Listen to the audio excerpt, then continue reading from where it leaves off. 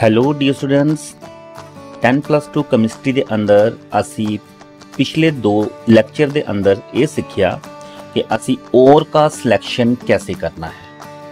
और का सिलेक्शन एक बार हो गया, देन डिफरेंट और के ऊपर डिफरेंट मेथड से हमने पढ़ा कि कंसंट्रेशन ऑफ और मीन टू से रिमूवल ऑफ गैंग पार्टिकल कैसे करना है। रिमूवल ऑफ गैंग पार्टिकल होने के बाद हमारे पास मिल जाएगी कंसंट्रेटेड और। तो कंसंट्रेटेड और के ऊपर देन हमने मेथड लगाए कुछ एक्सट्रैक्शन, और एक्सट्रैक्शन में हमने पढ़ा कि कैल्सिनेशन एंड रोस्टिंग जैसे कुछ स्टेप्स लगाने के बाद मेटल के साथ जो ऑक्सीजन बाइंड रह जाएगी, मेटल का ऑक्साइड हमें मिलेगा। उस मेटल ऑक्साइड को हमने कैसे रिमूव करना है, किसी खास रिड्यूसिंग एजेंट से उसका रिएक्शन करवाना है। तो किसी रिड्यूसिंग एजेंट से रिएक्शन करने के बाद जो हमें मेटल गेन होगा वो अभी प्योर नहीं है, तो उसके अंदर कोई 1-2% अभी इम्प्योरिटीज़ बाकी है, और उसको रिमूव करने के लिए अभी लास्ट स्टेप है हमारा मेटलर्जी का रिफाइनिंग। तो रिफाइनिंग में हमने क्या करना है, कुछ डिफरेंट मेटल के ऊपर डिफरेंट कुछ स्टेप्स लगाएंगे ताकि हमें 99.999% प्योर मेटल गेन हो जाए। तो ऐसे हमारे वो सारे के सारे स्टेप लगाने के बाद हमें प्योर मेटल गेन हो जाएगा। तो चलो आज हम करते हैं refining.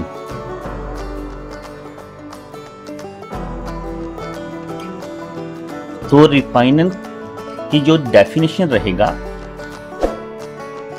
purification of crude metal by removing metallic and non-metallic impurities is known as refining of metal। Purification करना है जी क्रूड मेटल का, जो हमने कच्ची मेटल गेन करी है उसका प्योरिफिकेशन करना है, 100% करने की कोशिश करना है उसको, by removing metallic and non metallic impurities. उसके साथ जो कुछ भी extra metallic and non metallic impurity रह गई है उसको हमने कैसे रिमूव करना रिफाइनिंग स्टेप के अंदर। तो रिफाइनिंग के टोटल 7 स्टेप्स, 7 मेथड हमने करने हैं।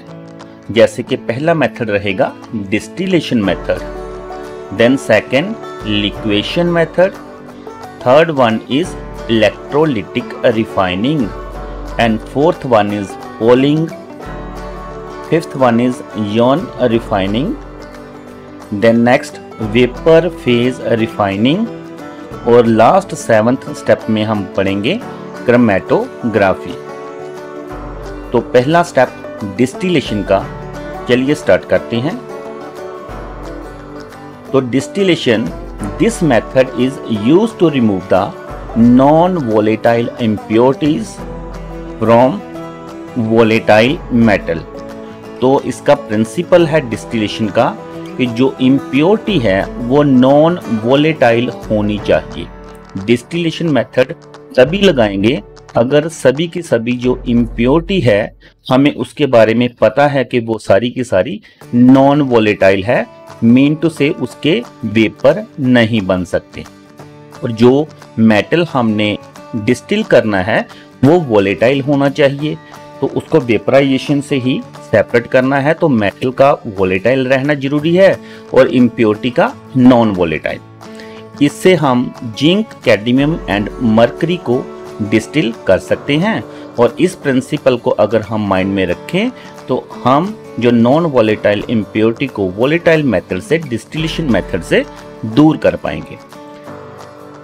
जैसे कि हमने देखा डिस्टिलेशन क्रूड ऑयल का भी हमने किया था।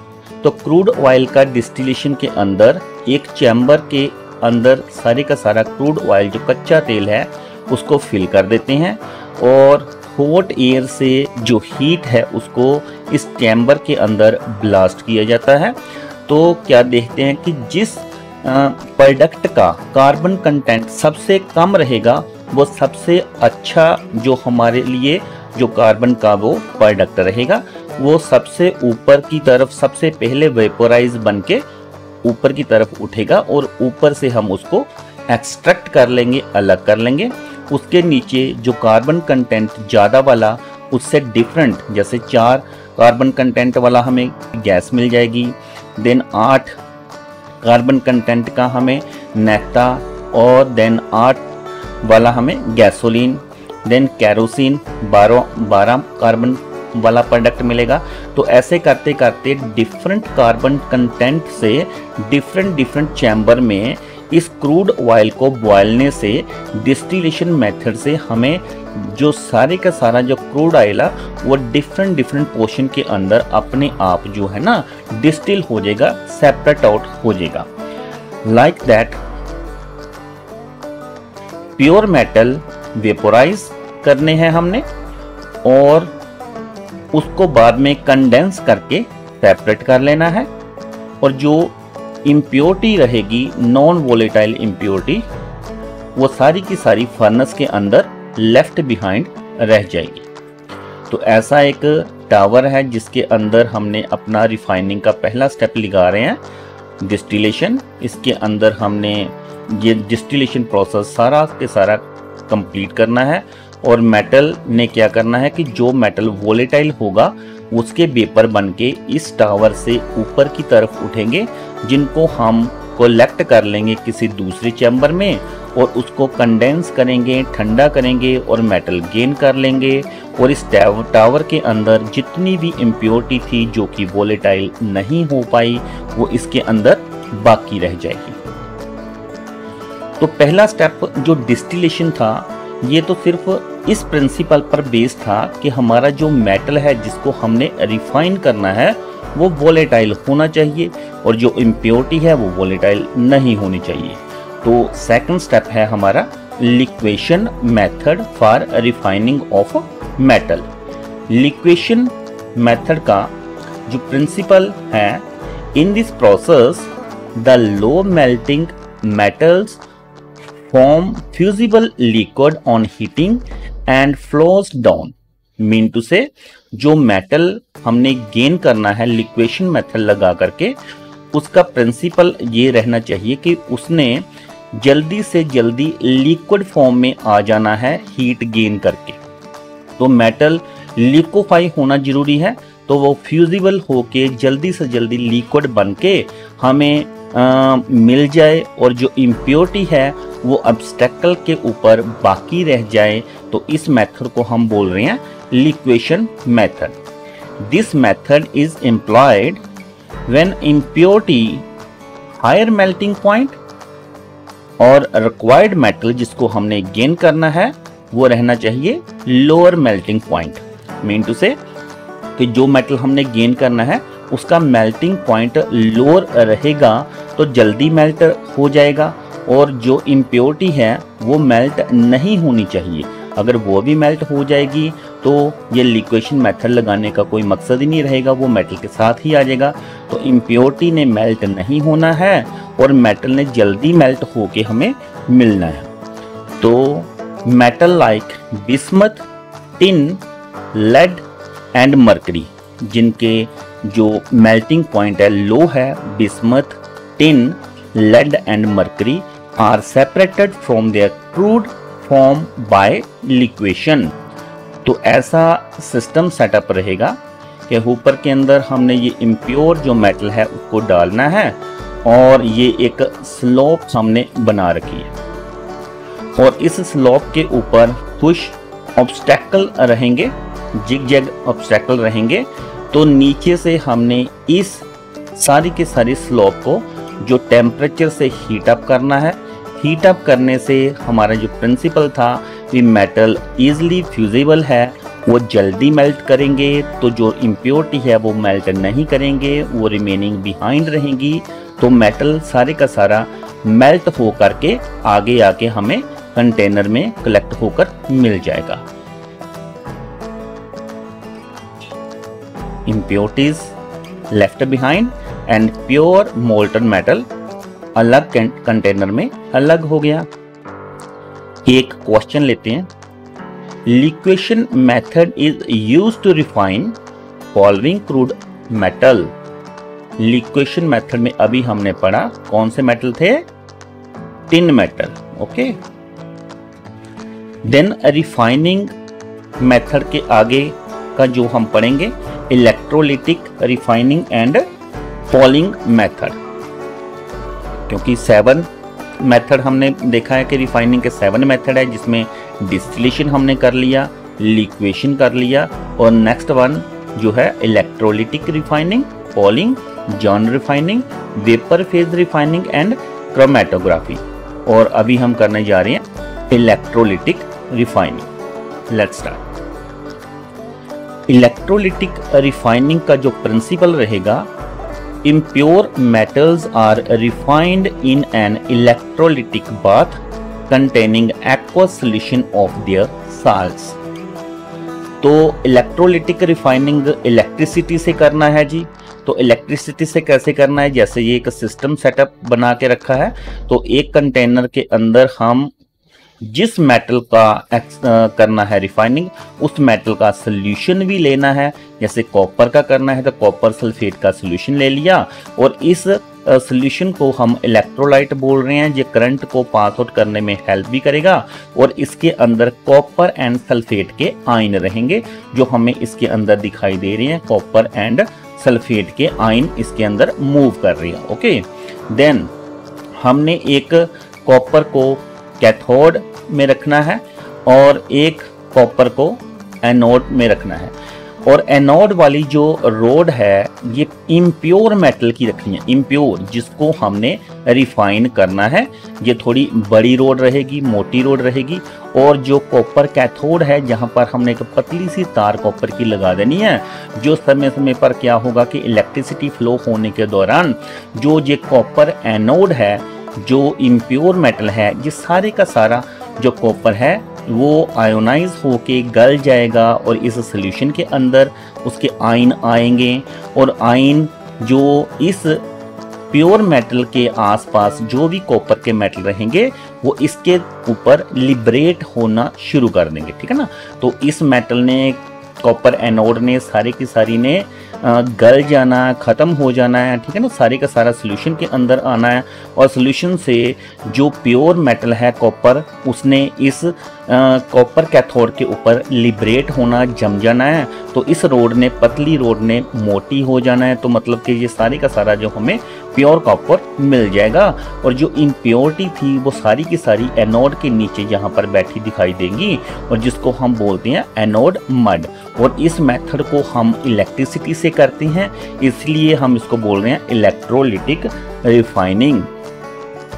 तो इम्प्योर मेटल ये वाली रही, इसको एनोड बनाना है, और प्योर मेटल इस साइड है, जिसको हमने कैथोड बनाना है। और जो रिएक्शन रहेगा, कॉपर जो इम्प्योर है, सॉलिड फॉर्म में है, उसने इलेक्ट्रिसिटी के दौरान 2 इलेक्ट्रॉन लूज करके कॉपर आयन में चेंज करना है, और कॉपर आयन इस प्योर मेटल के पास आकर के इलेक्ट्रॉन गेन करके कॉपर मेटल में फिर से चेंज होगा, और इस कॉपर रॉड के ऊपर लिबरेट होता रहेगा और जमता रहेगा। ऐसे हमें 99.99% जो है कॉपर प्योर फॉर्म में मिल जाएगा। और ये एक्चुअल पिक्चर है लैब की, जिसमें हमने रिफाइनिंग ऑफ कॉपर करा। और अभी रिफाइनिंग के 7 स्टेप्स में से डिस्टिलेशन हो गया, लिक्वेशन हो गया, इलेक्ट्रोलिटिक रिफाइनिंग हो गया, और हमारा जो नेक्स्ट स्टेप रिफाइनिंग का है वो है पॉलिंग। चलिए स्टार्ट करते हैं जी। पॉलिंग का जो प्रिंसिपल रहेगा, this method is generally employed in the purification of copper और tin which contain oxide impurity. और कॉपर के साथ और टिन के साथ, कॉपर और टिन के साथ अगर ऑक्सीजन की इम्प्योरिटी है, copper oxide and tin oxide, तो उसको डायरेक्टली हम पॉलिंग करके प्योर कॉपर या प्योर टिन गेन कर सकते हैं। और इसको कैसे करना है, हमने मोल्टन स्टेट में कॉपर का ऑक्साइड या फिर टिन का ऑक्साइड ले लेना है, ये इम्प्योर मेटल का है। और इसके अंदर ये ग्रीन वाला जो हमें लॉग दिखाई दे रहा है, ये लॉग ऑफ वुड है, ग्रीन लॉग ऑफ वुड। तो मतलब हरी लकड़ी की जो कोई भी वुड हमने ले ली, तो ऐसे इसको हम green would say he steering करना है, मतलब इसको हिलाना है, जो इम्प्योर मेटल का लिक्विड फॉर्म में ले लिया उसको, और उसको हम स्टीर कर रहे हैं इस ग्रीन लॉग ऑफ वुड के साथ। तो क्या होगा, the hydrocarbon gases liberated from the green would reduce the metal oxide into metal. तो मेटल का जो ये इम्प्योरिटी फॉर्म है मेटल ऑक्साइड, उस मेटल ऑक्साइड ने इस ग्रीन वुड से रिएक्शन करना है और हाइड्रोकार्बन कुछ गैसेस लिबरेट करनी है। जो वही हाइड्रोकार्बन कुछ गैसेस जो है उन्होंने रिडक्शन का काम करना है, और रिडक्शन का काम करने से जो हमें मोल्टन मेटल जो है ना, वो इस कंटेनर के साइडों पर हमें मिलती रहेंगी मोल्टन मेटल। तो मतलब ग्रीन लॉग ऑफ वुड जो इसने हाइड्रोकार्बन गैसेस लिबरेट करनी है, तो इस वुड से ही ये सारा काम हुआ, क्योंकि इसने हाइड्रोकार्बन कुछ गैसेस लिबरेट करी। तो जिसने क्या किया, liberate the molten metal at the sides of this container. तो this method is known as poling, and पीछे हमारे पास इम्प्योरिटी वाला सारा सोल्यूशन रह जाएगा जिसको हम स्कम बोल रहे हैं। तो अभी 7 स्टेप है जी रिफाइनिंग के, डिस्टिलेशन, लिक्वेशन, इलेक्ट्रोलिटिक रिफाइनिंग और पॉलिंग तक हो गया। हमारा नेक्स्ट 5th स्टेप है जॉन रिफाइनिंग स्टेप्स, और चलिए स्टार्ट करते हैं इसको। तो जोनल रिफाइनिंग के अंदर हमें 99.999% जो प्योर मेटल है वो मिल जाएगा। तो इसका जो प्रिंसिपल है वो ऐसे है कि हमें एक रोड शेप में इम्प्योर मेटल को बना लेना है। तो इम्प्योर मेटल का रोड शेप बनाना, और उसके अंदर देखो जी ब्लू कलर की हमें इम्प्योरिटी भी दिखाई दे रही है। अभी क्या करना, एक हीटर लेना, हीटर रिंग फॉर्म में हीटर। तो एक हीटर है जिसका टेम्परेचर बहुत हाई है, और इसके अंदर जो ये शेड है उसके अंदर इस रोड को जो रखना है, और इस रोड को तो फिक्स रखना है, और इस हीटर को हमने मूव करना है। जब हम इस हीटर को मूव करेंगे तो इम्प्योरिटी जो है ना वो एक साइड पर चली जाएगी। When an impure molten metal is melted and allowed to solidify, when an impure molten metal is melted and allowed to solidify, the impurity move away from the solid region and prefer to be distributed in the molten region। तो मतलब इस heater ने जब ही इस road के ऊपर move करना है तो उसने इस मेटल को भी मोल्ट कर देना है। तो मेटल जब मोल्ट रहेगी तो उसके साथ मोल्टन फॉर्म में इम्प्योरिटी जो है मूवमेंट के साथ आगे की तरफ चलती रहेंगी और ऐसे वर्किंग रहेगी। देखो इम्प्योरिटी जो है ना, जब ये हीटर मूव करेगा इम्प्योरिटी को साथ में ले जाएगा। पीछे जो मोल्टन फॉर्म में ये रोड बनी और उसके हीटर के आगे जाते ही वो सॉलिडिफाई हो गया, फिर से जो है सॉलिड फॉर्म में हो गया, और जो इम्प्योरिटी है वो आगे की तरफ हीटर की तरफ गर्मी की तरफ जो है ना वो मूव कर गई। तो ऐसे सारी की सारी इम्प्योरिटी एक 1 एंड टू सेकंड एंड तक आ जाएगी, और हम लास्ट में एक एंड को इसको कट कर देंगे, और कट करने से हमारे पास ये प्योर फॉर्म की जो रोड है वो मिल जाएगी। ये एक बार करने से नहीं होगा, ये प्रोसेस हमें बार बार इसके ऊपर करना होगा ताकि कोई भी इम्प्योरिटी हमें जो है इस मेटल में ना मिले। इससे हमें 99.999% जो प्योर मेटल है ना वो मिल जाएगा।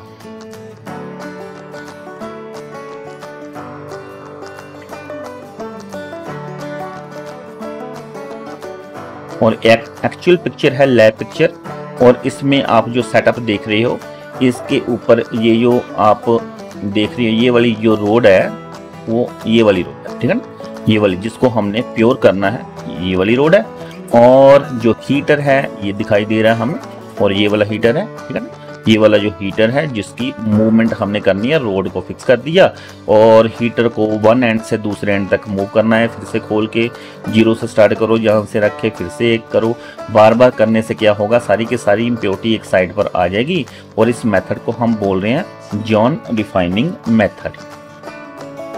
ये देखो जब हीटर मूव करेगा वो इस रॉड को उस जगह से मेल्ट कर देगा जिस जगह पर भी ये हीटर रहेगा, और उस मेल्ट मेटल के अंदर सारी इम्प्योरिटी जो है ना इस हीटर के साथ वन डायरेक्शन की तरफ मूव कर जाएंगी। एक क्वेश्चन लेते हैं बेटा। The method for the purification of impure metal which is based upon phenomena of electrolysis is called, तो गैस करो।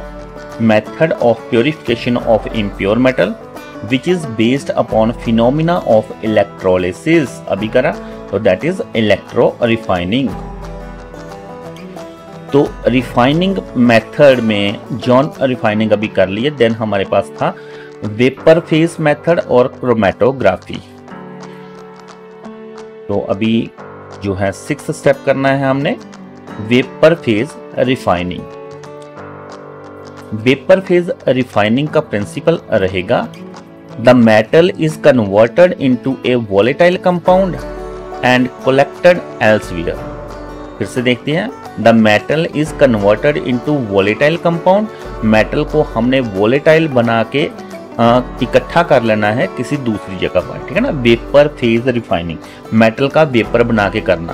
तो इसको पहले वाले मेथड के साथ कंफ्यूज मत करना, इसमें प्रोसेस थोड़ा अलग है, ठीक है ना। ऐसे देखो तो जैसे कि निकल को, मेटल को इम्प्योरिटी के साथ हमने ले लिया उसका, और दूसरा मेटल एक ले लिया जर्कोनियम का, उसको भी इम्प्योरिटी के साथ ले लिया।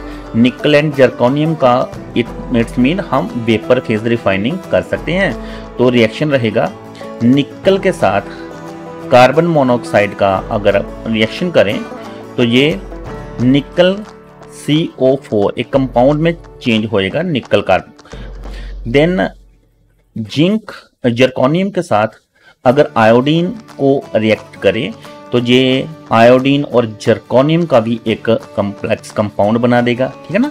तो देखो जो भी रिड्यूसिंग एजेंट हम यूज कर रहे हैं ये मेटल के साथ मिल करके उस मेटल को जो इम्प्योरिटी से अलग करेगा, सारी की सारी इम्प्योरिटी बाकी पीछे रह जाएंगी। सिर्फ मेटल ने कार्बन मोनोऑक्साइड से रिएक्शन करके अपना कॉम्प्लेक्स कंपाउंड बना दिया। जैसे जर्कोनियम इम्प्योरिटी के साथ है तो जर्कोनियम ने आयोडीन के साथ रिएक्शन करके आयोडीन और जर्कोनियम का तो कंपाउंड बन गया और इम्प्योरिटी वापस रह गई। अभी क्या है कि अभी हमने जो इस वोलेटाइल जो कंपाउंड है उसको हम वोलेटाइल कर देंगे हीट के दौरान। तो अगर हम इसको हीट दें तो जो कार्बन मोनोऑक्साइड अलग हो जाएगी, निकल हमें प्योर फॉर्म में मिल जाएगा। ऐसे ही जर्कोनियम जो है आयोडीन को अलग करके जर्कोनियम हमें मिल जाएगा। तो निकल एंड जर्कोनियम के ऊपर वेपर फेज रिफाइनिंग करेंगे। The volatile compound is then thermally decompose to give the pure metal. तो इस कंपाउंड को हम thermally mean to say heat से डिकम्पोज करेंगे और हमें प्योर मेटल मिल जाएंगे। और इस जो प्रोसेस है इसको हम बोल रहे हैं वेपर फेज रिफाइनिंग। और निकल का ऐसे वेपर फेज रिफाइनिंग करना, निकल का वेपर फेज रिफाइनिंग करना, उस प्रोसेस को बोल रहे हैं मॉन्स प्रोसेस। और जर्कोनियम के लिए बोल रहे हैं वैन आरिकल मेथड। और हमारा लास्ट स्टेप है क्रोमेटोग्राफी। तो क्रोमेटोग्राफी के टीसेट ने इसको सबसे पहले किया कॉलम क्रोमेटोग्राफी। इसका प्रिंसिपल रहेगा this method is based on selective adsorption of the component of a mixture. Selective adsorption of A component of a mixture. The different component of a mixture are absorbed to different extent on adsorbent. Mean to say, जो हमें product metal का जो भी चाहिए उसके साथ हमने कुछ एड्सॉर्बेंट यूज करना है। तो एड्सॉर्बेंट एक ऐसा सरफेस प्रोवाइड करेगा अपना जो कि उस मेटल को एड्सॉर्ब कर लेगा अपनी सतह के अंदर और जिसको हम बाद में कलेक्ट कर सकते हैं। जैसे कि कॉलम क्रोमेटोग्राफी में देखो तो एक एड्सॉर्बेंट है और इस एड्सॉर्बेंट के अंदर हमारे मेटल एंड इम्प्योरिटी इसी के अंदर डाल दिए और क्या हुआ कि जो इम्प्योरिटी और मेटल है उन्होंने अलग अलग अपने कॉलम बना लेने हैं, और इससे हम अगर थोड़ा वेट करें तो अपने अपने अलग अलग जो है उसके कॉलम बन जाएंगे, जिसको हम थोड़े थोड़े समय बाद अलग अलग कंपाउंड को अलग अलग कंटेनर के अंदर सेपरेट आउट कर लेंगे।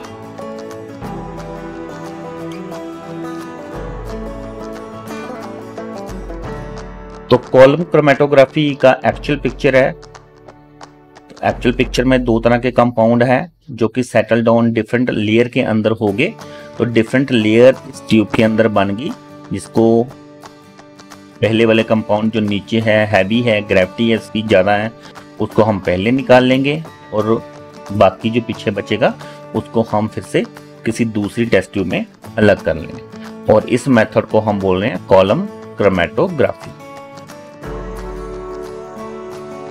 तो ये 7 मेथड थे हमारी रिफाइनिंग से, जिसके दौरान हमें प्योर फॉर्म में जो मेटल है वो मिल जाएगा।